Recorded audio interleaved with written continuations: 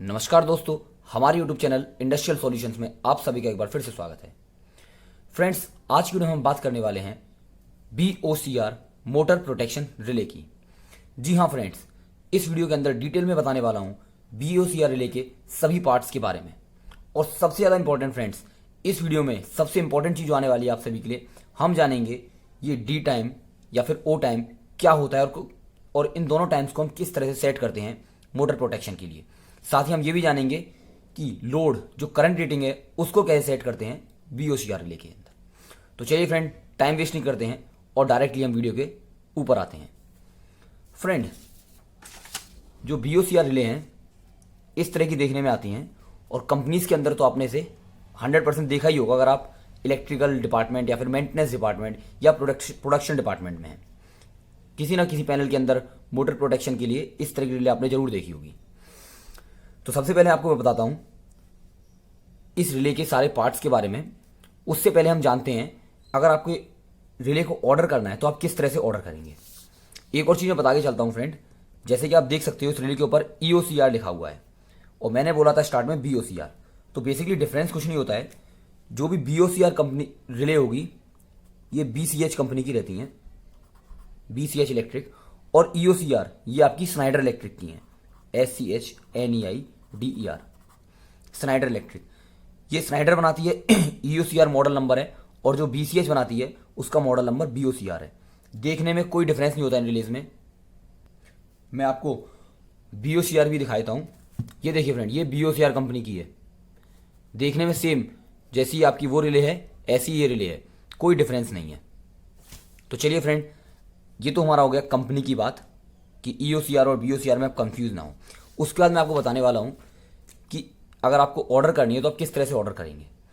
हर relay के ऊपर friends इस तरह से लिखा रहता है, जैसे ये देख रहे हैं EOCR SS30S। इसी को देख के आप रिले को ऑर्डर करेंगे। तो जैसे कि आप देख सकते हैं BOCR SS या फिर EOCR SS, ये तो मॉडल नेम हो गया कंपनी का। BCH होगी तो ये होगा, स्नाइडर होगी तो ये होगा। ये 05 लिखा हुआ है, ये होती है आपकी करंट रेटिंग। करंट रेटिंग उसका जो S लिखा हुआ है ये होती है आपकी कंट्रोल सप्लाई, इंडिकेट करती है CONTROL, कंट्रोल सप्लाई। तो चलिए मैं थोड़ा सा और क्लियर करता हूं उसमें करंट रेटिंग के बारे में और कंट्रोल सप्लाई के बारे में। जब भी अगर रिले के ऊपर 0 से 5 लिखा हुआ है इसका मतलब ये 0.5 से 6 एम्पियर तक की रिले है, मतलब मैक्सिमम 6 एम्पियर का करंट आप इससे मेजर कर सकते हो मोटर प्रोटेक्शन के लिए। अगर इसकी जगह लिखा हुआ है 30 तो इसका मतलब होगा फ्रेंड 3 से 30 एम्पियर तक का करंट, मतलब 30 एम्पियर तक के करंट को प्रोटेक्शन हम किस पे करा सकते हैं अगर यहाँ पे 30 होगा।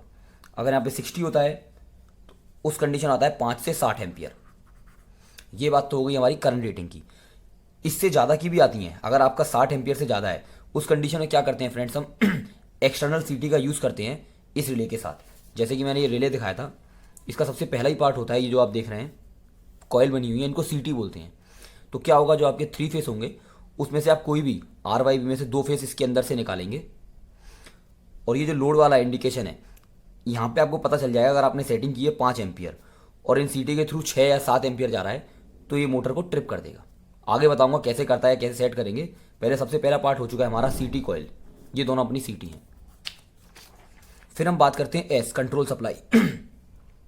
अगर रिले के ऊपर S लिखा हुआ है मॉडल में, जैसे कि इस रिले के ऊपर लिखा हुआ है 30S, इसका मतलब जो आपकी कंट्रोल सप्लाई होगी वो होती है 24 वोल्ट DC से लेके 240 वोल्ट AC तक।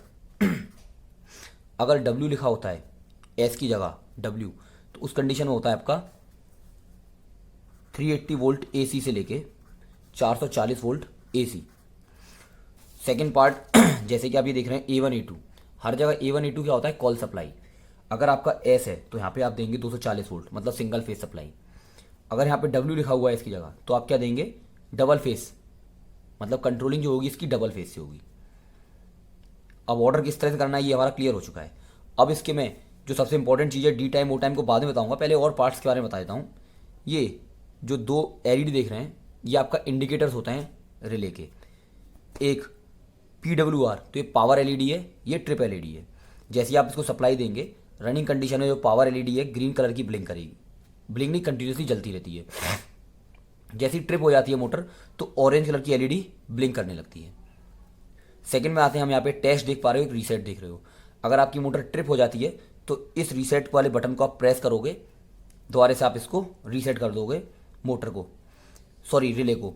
ऊपर टेस्ट बटन है इसको प्रेस करके क्या होगा फ्रेंड, रनिंग कंडीशन में आप इसको और प्रेस करके रखोगे तो मोटर आपकी ट्रिप कर जाएगी, चेक करने के लिए कि हमारी रिले काम सही कर रही है या नहीं।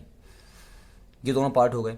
उसके ऊपर आप ये देख सकते हैं एक नॉब दिया हुआ है, इसको आप टेस्टर से इधर उधर शिफ्ट कर सकते हो। नॉर्मल कंडीशन में जो आती है, मैन्युफैक्चर जब इसको बनाता है कंपनी, तो ये आर पे सेट होती है, आप इसको एन पे भी कर सकते हो। बेसिकली इसका क्या काम होता है, जैसे कि अगर ये आर पर है तो नॉर्मल कंडीशन में जो रिले होगी आपकी डी एनर्जाइज रहेगी। अगर आप इसको एन पे शिफ्ट कर दोगे तो रिले आपकी नॉर्मल कंडीशन में एनर्जाइज रहती है। उसके बाद A1 A2 कॉयल सप्लाई है। ये 95 और 96 ये आपके NC कॉन्टैक्ट है, 97 98 आपके NO कॉन्टैक्ट हैं। सभी रिले में यही होगा इसी तरह से। तो इतना हमारा क्लियर हो चुका है। वो अपने एप्लीकेशन पे डिपेंड करेगा हमें कौन से यूज़ करने हैं, NC या फिर NO। अब आते हैं हम सबसे इंपॉर्टेंट चीज़ पर, डी टाइम, ओ टाइम और लोड।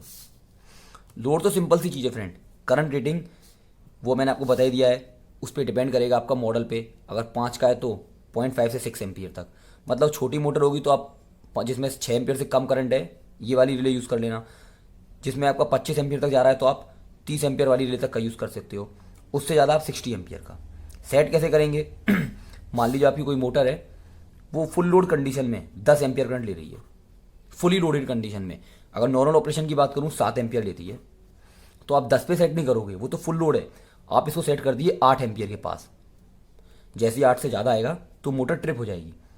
ये कोई कैलकुलेशन वगैरह से नहीं करना है हमें, केवल आप प्रैक्टिकल एनालिसिस से ही हम करते हैं।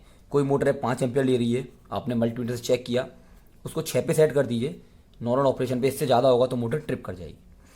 अब हम बात करते हैं डी टाइम और ओ टाइम की। 90% लोग इनके बारे में नहीं जानते एग्जैक्टली होता क्या है।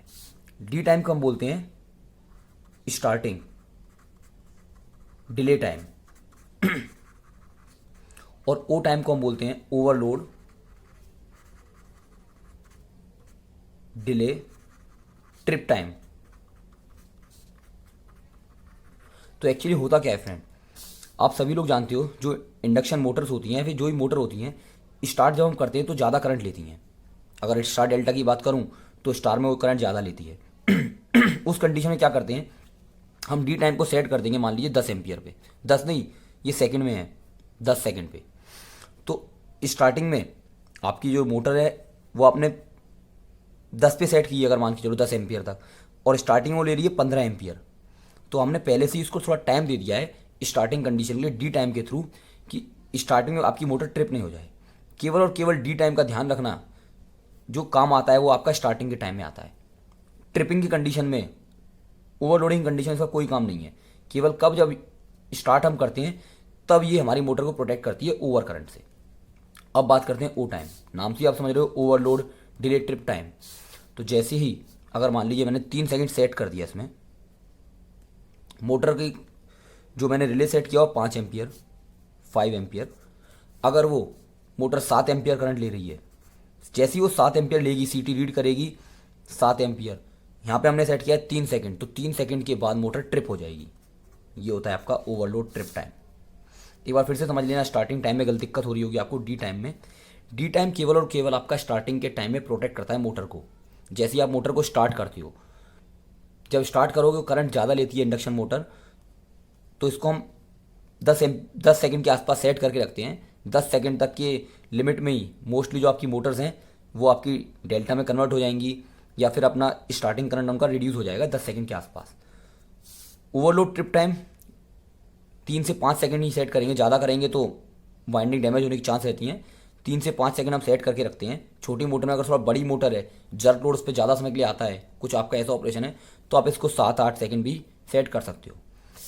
3 तरह की मोटर मैंने वो रिले बताई थी, 5, 30, 60 मॉडल के अकॉर्डिंग।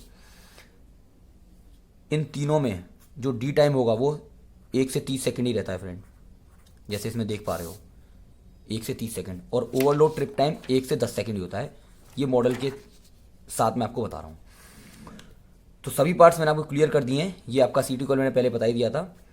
अगली वीडियो के अंदर मैं इसके कनेक्शंस कैसे करते हैं प्रैक्टिकली वो समझाऊंगा आपको। जब तक के लिए एक बार दोबारा से वीडियो को देखिए। इस वीडियो में अगर आपको कोई डाउट आता है तो कमेंट सेक्शन में आप मुझे बताइए। अगर आपको वीडियो अच्छी लगी तो फ्रेंड्स लाइक कीजिए, ज़्यादा वीडियो को शेयर कीजिए and please don't forget to subscribe my channel. Thank you.